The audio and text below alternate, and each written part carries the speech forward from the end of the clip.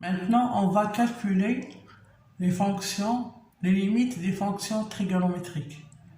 Donc, on a calculé les limites des fonctions sous forme de polynôme, puis on a calculé les limites des fonctions sous forme de racine carrée. Maintenant, on va calculer les limites des fonctions trigonométriques. Pour cela, on doit faire un rappel sur c'est quoi une fonction trigonométrique. Les fonctions trigonométriques sont, il faut se rappeler, c'est une fonction en cosinus de x, sinus de x et tangente de x. Donc, c'est la fonction en cosinus de x, en sinus de x et tangente de x. La tangente de x est égale à sin de x sur cosinus de x.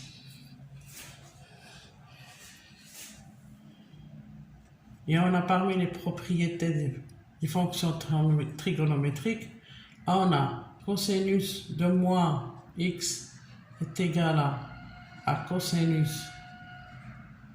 de x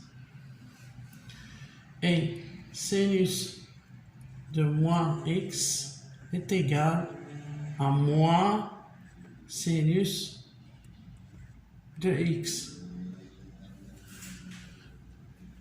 Donc, cosinus de moins x, on sait qu'il est égal à cosinus de x. Et sinus de moins x est égal à moins sinus de x. Donc, d'après ça, on peut dire que cosinus de x est une fonction paire.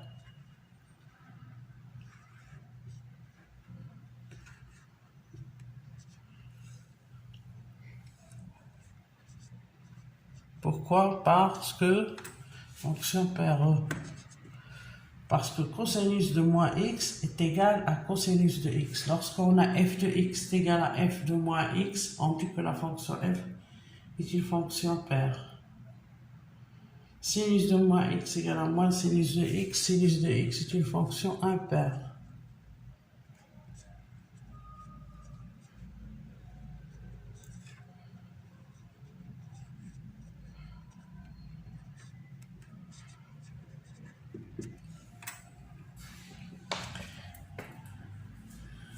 Donc, les fonctions trigonométriques, c'est les fonctions cosinus et en sinus. Et on sait que parmi les propriétés des fonctions trigonométriques, on a cosinus de moins x est égal à cosinus de x, et sinus de moins x est égal à sinus de moins x. Ceci implique que tangente de x qui est égal à sinus de x sur cosinus de x, tangente de moins x est égal à sinus de moins x sur cosinus de moins x. Sinus de moins x c'est moins sinus de x sur cosinus de moins x qui est égal à cosinus de x, donc est égal à moins tangente de x, la même chose que sinus.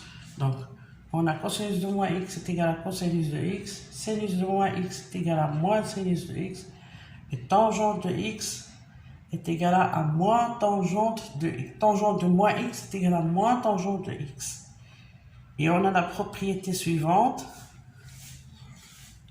Cos carré de x plus sin carré de x est égal à 1. Donc il faut apprendre ces propriétés par cœur. Pour qu'on puisse calculer les limites des fonctions trigonométriques, il faut savoir les propriétés des fonctions trigonométriques. On a cosinus de moins x égale cos de x, sinus de moins x égale à moins sinus de x, tangente de moins x égale à moins tangente de x. Et on a cos carré de x plus sin carré de x égale à 1. Puis ensuite, on a cosinus de a moins b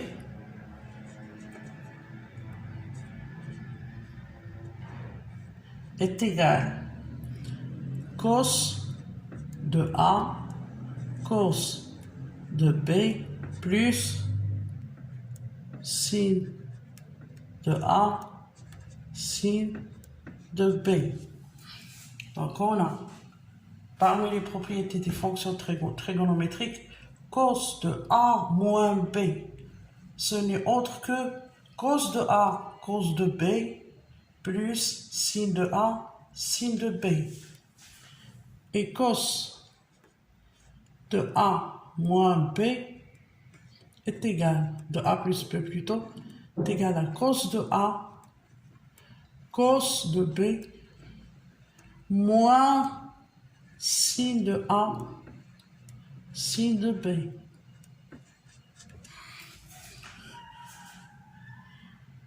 Donc, on a cos de A moins B est égal à cos de A cos de B plus sin de A sin de B.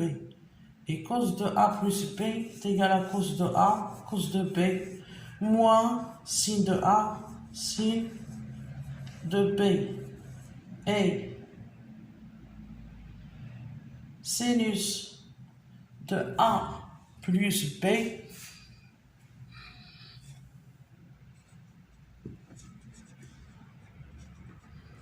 est égal à aussi,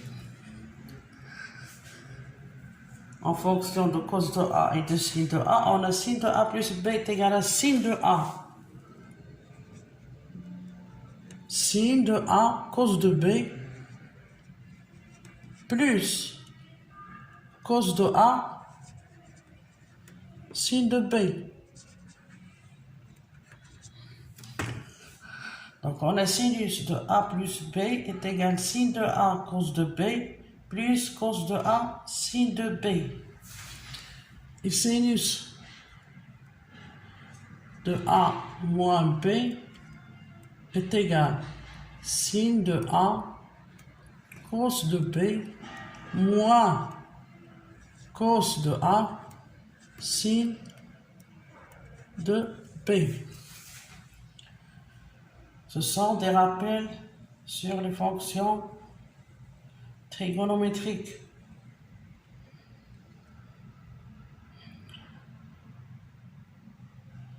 Donc, on a cos de A moins B est égal à cos de A cos de B plus sin de A sin de B. Cos de A plus B est égal à cos de A cos de B moins sin de A sin de B. Sin de A plus B est égal à sin de A cos de B plus cos de A sin de B. Sinus de A moins B est égal à sin de A cos de B moins cos de A sin de B. Et si on a cos de, si on calcule cosinus, on veut calculer cosinus de 2x. On a cosinus de 2x, mais autre que cosinus de x plus x. Et on a dit que cos de A plus B est égal cos de A cos de B, c'est-à-dire donc cos carré de x moins sin de A sin de B et moins sinus carré de x. Donc on a cos carré de x plus sin carré de x est égal à 1 et cos carré de x moins sin carré de x est égal à cosinus de 2x. Donc, à partir de ces deux formes,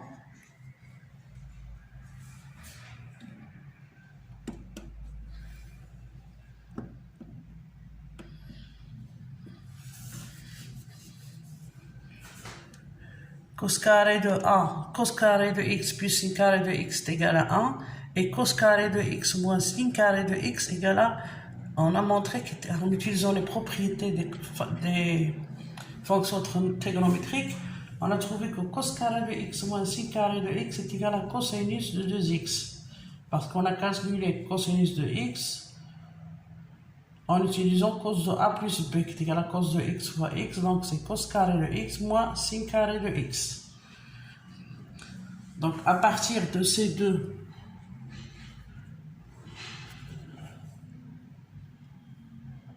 équations, on peut déduire que cos carré de x est égal à 1 plus cosinus de 2x sur 2 et sinus carré de x est égal à 1 moins cosinus de 2x sur 2. Donc, autre propriété des fonctions trigonométriques. Donc, il faut apprendre que cos de A moins B est égal à cos de A, cos de B, puis sin de A, sin de B. Cos de A plus B est égal à cos de A, cos de B, moins sin de A, sin de B. Sin de A plus B est égal à sin de A, cos de B, plus cos de A, sin de B. Et sin de A moins B est égal à sin de A, cos de B, moins cos de A, sin de B. Et on a calculé cosinus de 2x et on a trouvé que cosinus de 2x est égal à cos carré moins sin carré. Donc on a les deux équations. Cos carré de x plus sin carré de x égale à 1. Et cos carré de x moins sin carré de x égale à cosinus de x. À partir de ces deux équations, on peut dire que cos carré de 2x, on peut ressortir le cos carré de x en ajoutant cos carré. Ça plus a est égal à 1 plus cosinus de 2x. Et ça va nous donner 2 fois cosinus carré de x. Donc, cosinus carré de x égale à 1 plus cos de 2x sur 2. Et sin carré de x égale à 1 moins cosinus de 2x sur 2.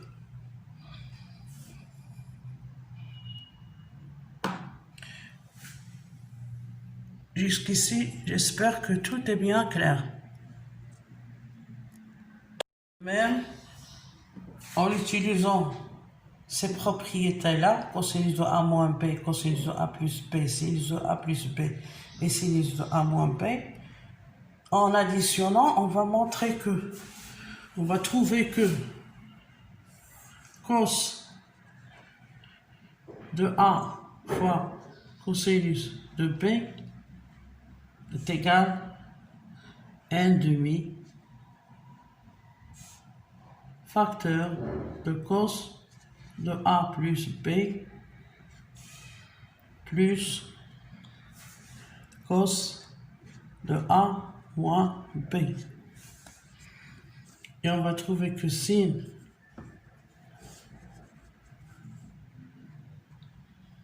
de A, sin de B est égal à 1 demi cosinus de A moins B plus moins cosinus de A plus B.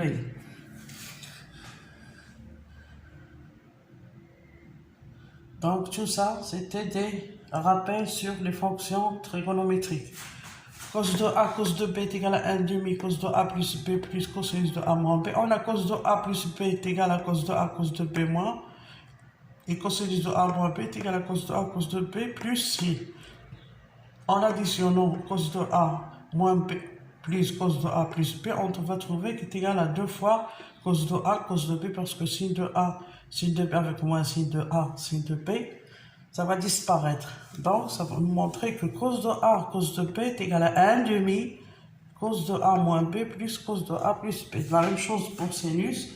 On soustrait cos de A moins B moins cosinus de A plus B, on va trouver que c'est égal à 2 fois sinus de A sur B. D'où sinus de A sin de B est égal à 1 demi cos de A moins B plus moins cos de A plus B. Tout ça, c'est des propriétés sur les fonctions trigonométriques.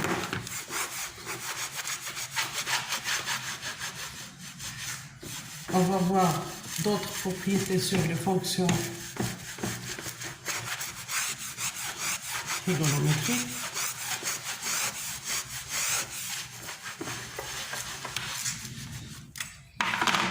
Donc, si on a tangente de x sur 2 est égal à t, un nombre t. On a trouvé que tangente de x sur 2 égale à t. Cela implique que tangente de x, on a ici tangente de x sur 2 égale à t. Donc tangente de x égale à 2t sur 1 moins t au carré. Donc si on a la tangente de x sur 2, on peut donc déduire la tangente de x. Parce que lorsque tangente de x sur 2 est égale à t, donc tangente de x égale à 2 fois t sur 1 moins t carré. Et sinus de x égale à 2t sur 1 plus t carré. Donc si on connaît la tangente de x sur 2, on peut donc déduire la valeur de tangente de x et la valeur de sinus de x et la valeur de cosinus de x en fonction de tangente de x sur 2. Donc cosinus de x est égal à 1 moins t au carré sur 1 plus t au carré. Si vous n'avez pas compris ça, on peut le démontrer, mais ça va nous prendre beaucoup de temps. Mais c'est des propriétés qu'il faut apprendre. Si on a la tangente de x sur 2 égale à t, tangente de x égale à 2t sur 1 moins t au carré, sinus de x et sinus de x égale à 2t sur 1 plus t au carré. Et on sait que cosinus de x n'est autre que on sait que tangente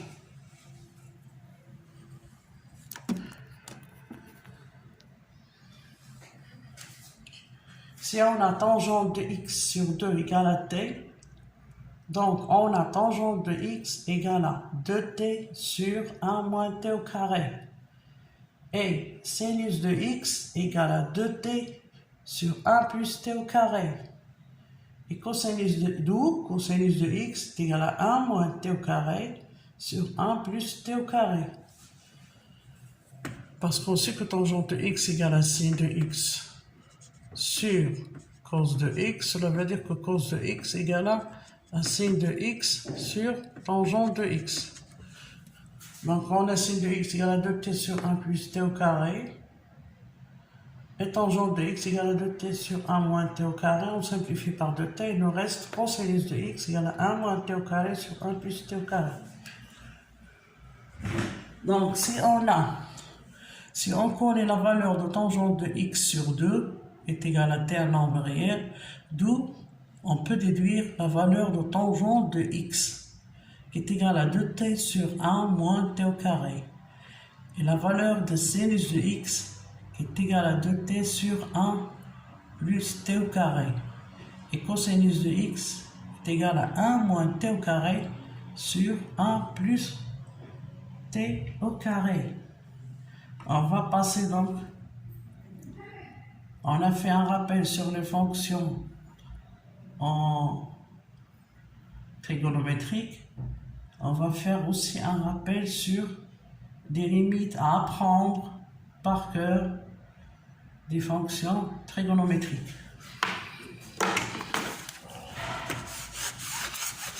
Donc si on connaît ici tangente de x sur 2, on peut déduire la tangente de x, la cosinus de x et cosinus de x. Et on sait que on va passer pour les limites usuelles, c'est-à-dire des limites qu'il faut apprendre par cœur, c'est que la limite quand x tend vers 0 de sinus de x sur x quand x tend vers 0 On a 0 sur 0, c'est forme indéterminée, mais cette limite-là est égale, c'est-à-dire que si vous trouvez cette limite-là, alors vous la remplacez par 1. La limite quand x tend vers 0 de sinus de x sur x est égale à 1. Et la limite de tangente de x sur x quand x tend vers 0 égale à 1.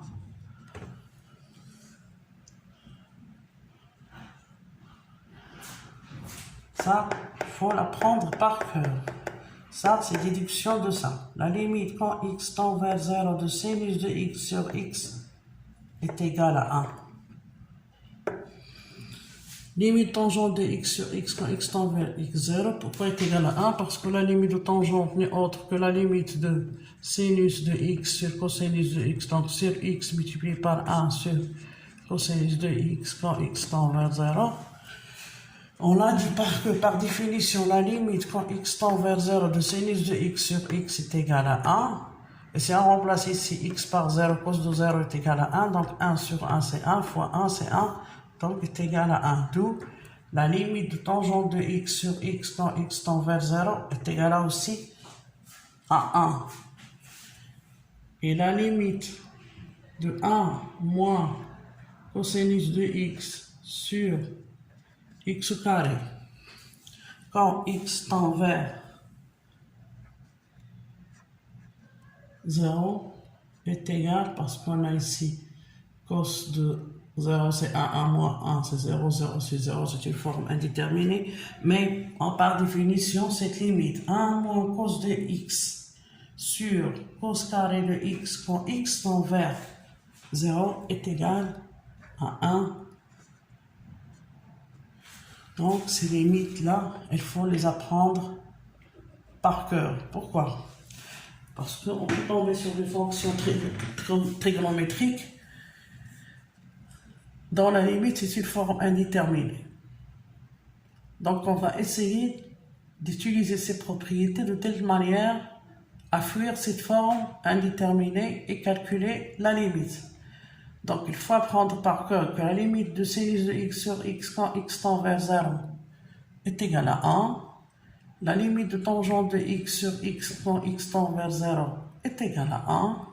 Et la limite de 1 moins cos de x sur x carré, c'est-à-dire si on a une fonction sous forme de 1 moins cos de x sur x carré, si on veut calculer sa limite quand x tend vers 0, on remplace cette limite par 1 demi. Parce que la limite de 1 moins cos de x sur x carré quand x tend vers 0 est égale à 1 demi. Donc on a fait un petit rappel sur les fonctions trigonométriques, puis sur les limites qu'il faut apprendre pour les fonctions trigonométriques. Donc on va passer au calcul des limites des fonctions trigonométriques.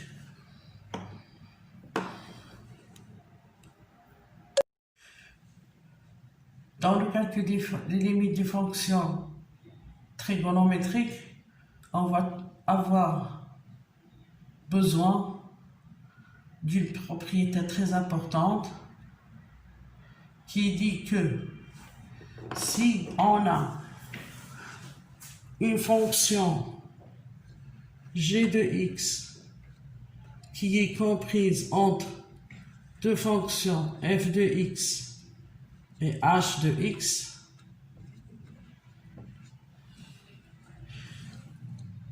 donc si une fonction g de x elle est comprise entre une fonction f de x et une fonction h de x, alors si la limite de f de x quand x tend vers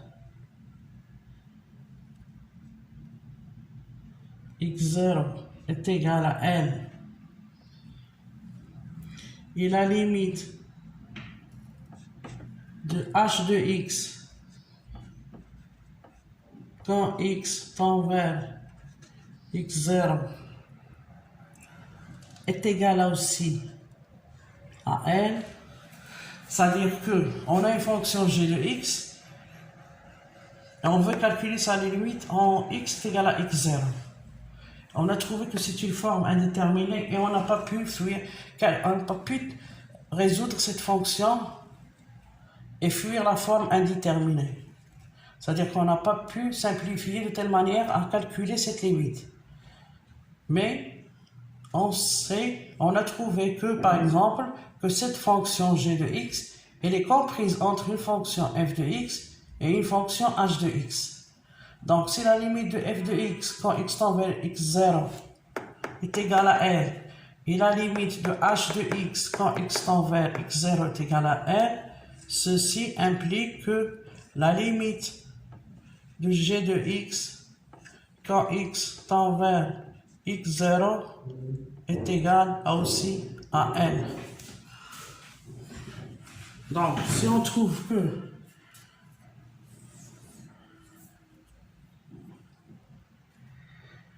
une fonction f, on veut calculer la limite de g de x quand x tend vers x0. La limite de g de x quand x tend vers x0. On a trouvé une forme indéterminée. Et on a déterminé toutes les astuces pour éliminer cette forme indéterminée, mais on n'a pas pu arriver à utiliser les propriétés directement pour fuir la forme indéterminée. Mais on sait que cette fonction g de x, elle est comprise entre deux fonctions f de x et une fonction h de x. Si la limite de f de x quand x tend vers x0 est égale à L, et la limite de h de x quand x tend vers x0 est égale aussi à L, alors la limite de g de x quand x tend vers x0 est égale à L. C'est ce qu'on appelle théorème de gendarme.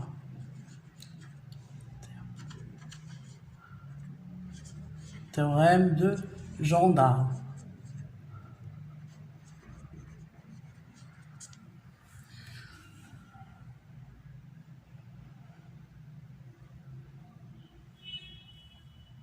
Donc, si la limite, si on a trouvé que la fonction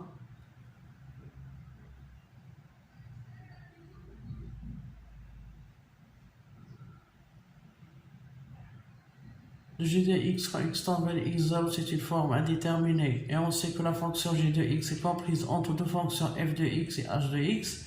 Donc si on calcule la limite de x quand x tend vers x0 et on a trouvé est égal à nombre L, et on a calculé la limite de h de x quand x tend vers x0 est égal à L.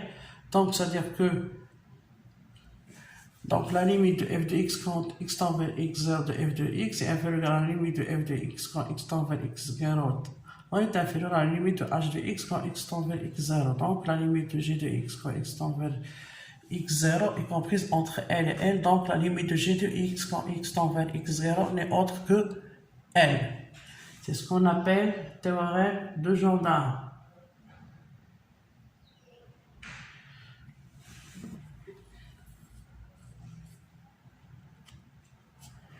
Ici, c'est le théorème de gendarme. De même, si on a f de x est inférieur ou égal à u de x, et on veut calculer la limite de f de x quand x tend vers, on veut calculer la limite de f de x quand x tend vers moins l'infini. On calcule la limite de f de x quand x tend vers moins l'infini. On a veut calculer cette limite et on a trouvé que c'est une forme indéterminée qu'on ne peut pas simplifier, ni développer, ni mettre en facteur, ni multiplier par la forme conjuguée, ni toutes les propriétés des limites. ما قدرش تحيل لنا la forme indéterminée. Donc, si on a une autre fonction u de x, et on sait que la limite de f de x, on sait que f de x, elle est toujours inférieure ou égale à u de x. Donc, si la limite de u de x, quand x tend vers moins l'infini, est égale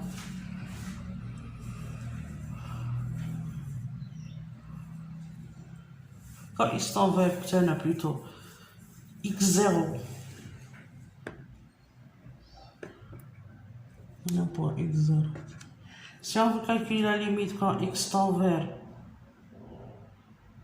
f de x quand x tend x0, si on sait que la limite, on a calculé la limite de u de x quand x tend vers x0, et on a trouvé qu'elle est égale à moins l'infini, c'est-à-dire que la limite de cette fonction quand x tend vers x0 est égale à moins l'infini, et on a f de x est inférieur ou égal à u de x, cela implique que la limite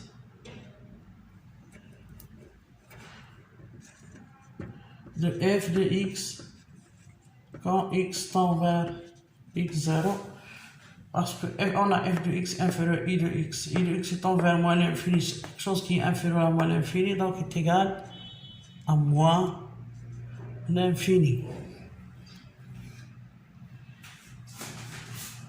Ici, on a